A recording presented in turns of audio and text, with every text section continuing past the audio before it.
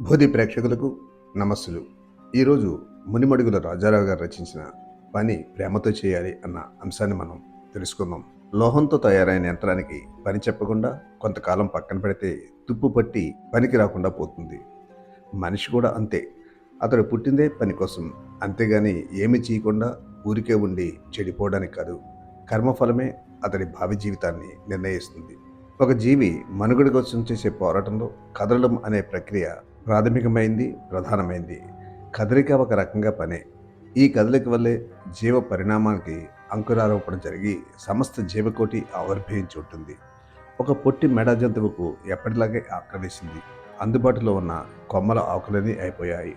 ఆకులు ఉన్న కొమ్మలేమో అందనంత ఎత్తులో ఉన్నాయి.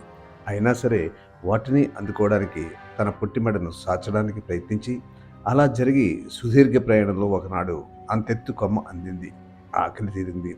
తీరా చూస్తే అది పొడవాటి మెడతో పెద్ద కాళ్లతో జిరాఫీగా రూపాంతరం చెందింది.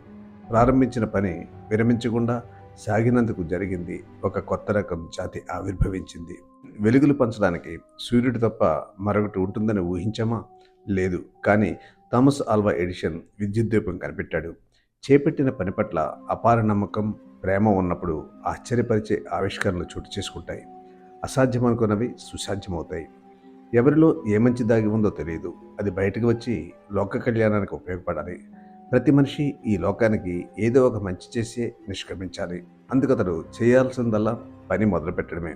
భయపడి పని మొదలుపెట్టినవాడు అధముడు, మధ్యలో వదిలేసేవాడు మధ్యముడు, రెట్టింపు ఉత్సాహంతో ముందుకెళ్ళి ఫలితం పొందేవాడు ధీరుడు, ఉత్తముడు అన్నాడు భక్తృహరి. బ్రతుకు తెరువు కోసం చేసేది వృత్తి, మానసిక ఆనందానికి చేసేది ప్రవృత్తి.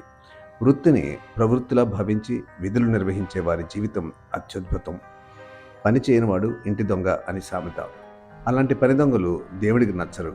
కార్యం పురుషకారే లక్ష్యం సంపద్యతే అంటాడు చాణక్యుడు.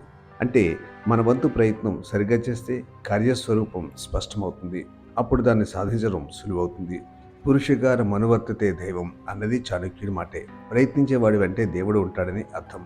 ఏ పని అన్నది ముఖ్యం కాదు, దాన్ని ఎలా చేస్తున్నారన్నదే ప్రధానం.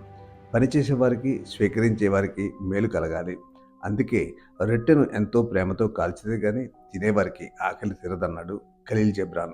భక్తితో, ప్రేమతో, ఎరుకతో పని చేయడం వల్ల మనసు ఒకే చోట స్థిరంగా నిలుస్తుంది. అప్పుడు జీవితమే ధ్యానం అవుతుంది.